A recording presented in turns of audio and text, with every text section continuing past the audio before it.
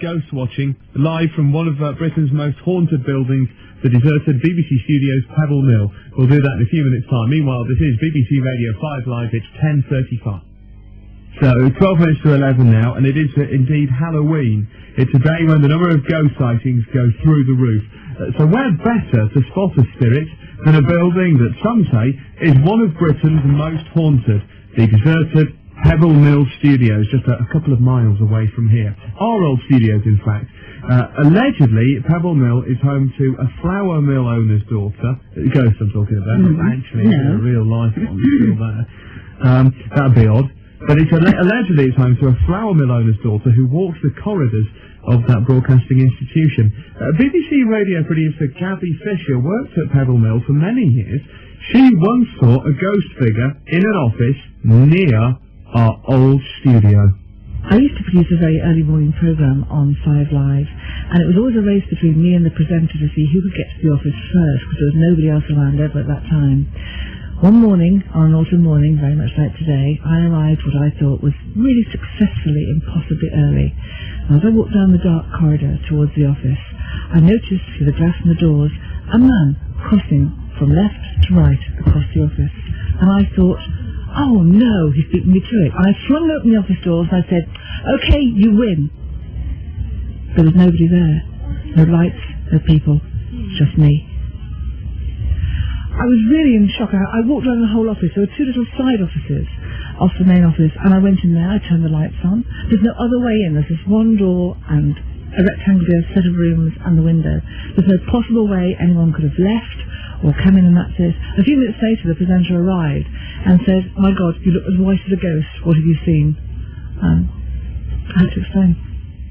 Well, an ironic comment from the producer who arrived there, but this is very much a true story. That was BBC radio producer Gabby Fisher, who saw a ghost moving from left to right, and then thought no, it was left to right. She thought she'd lost the race, but indeed she firmly believed that was an actual ghost. So before the Pebble Mill gets demolished once and for all, and that's what's going to happen to it, we've arranged our own Pebble Mill ghost hunt to see if it's all a load of codswallop. Maybe our team down there will see this left-to-right moving ghost themselves.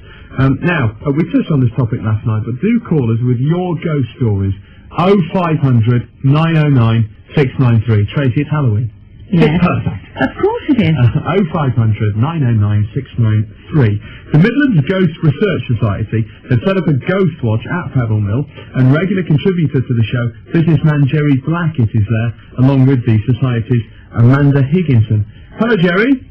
Hello, Richard. Good to speak to you. How's Pebble Mill? Well, I'm stood in a very gloomy, half-lit ex-Archers studio. It's cool, it's clammy, and it is slightly unpredictable this evening, Richard, I would say. Interesting. I'm also armed to the teeth. I've come down with a tin hat on.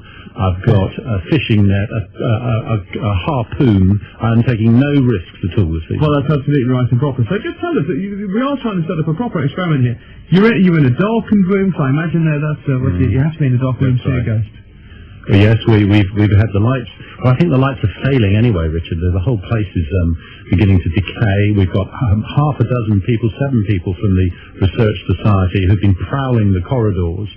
And we've had one or two little examples of something we couldn't explain. I was following Mary in the corridor. She took a picture with her camera.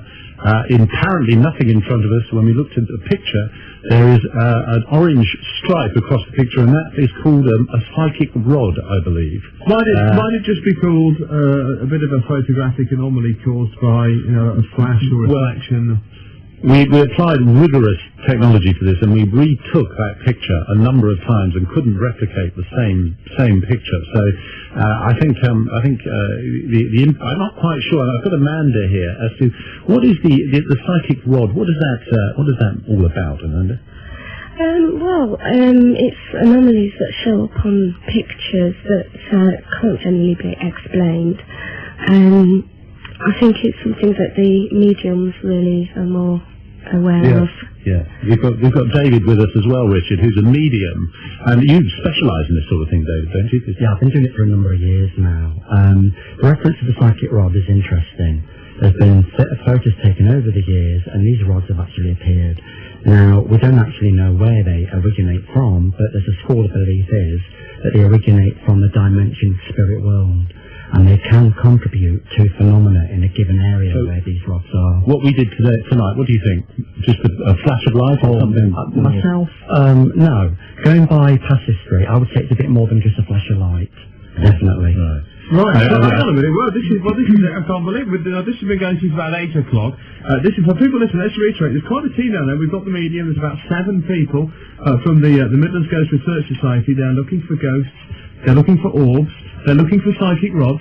So, Jerry, just to recap, our medium friend there thinks that was one of these psychic rods, which is some sort of dimension into the spirit world. Well, that's what we're being told, and Mary, who's one of the team here, has been with the group for a number of, months, if not years, I suppose. Mary, how long have you been with the team? 2 years, and that's the first time you've caught something on your own camera of that type. So there's something, Richard, something's going on. I have to say that we walked up to one of the doors in Pebble Mill, and amazingly, it just automatically opened. But then we realised that's what it does anyway. It's one of those automatic doors. But so we explained that. We've managed to explain that. No, I think this is a really exciting piece of broadcasting here, Tracy. Well, I was talking to the security guards downstairs. Some of them. What were they doing? Some were coming up with some of the puns for our competition. Well, yeah. But before that, they were talking about when they used to, because they used to work at Pebble Mill, and they said that there were certain areas in Pebble Mill that security guards absolutely refused to go at night. They just would not patrol or go, and they were serious. So the security guards are nowhere to be seen. They ran. They've gone already. A good 2 hours ago, Tracy, and I feel really we are quite exposed, aren't we? Yeah, you are. Oh yeah, definitely. This is high risk work. Right. High risk. I need helmets and all. You do. Whoa. Well, listen. There's a group of people that are in the old Archer studio. They've already seen a psychic rod. This is a story that's breaking and unfolding as we broadcast. 85058 with your ghost stories. 0500 909 693. You might want to challenge the psychic rod.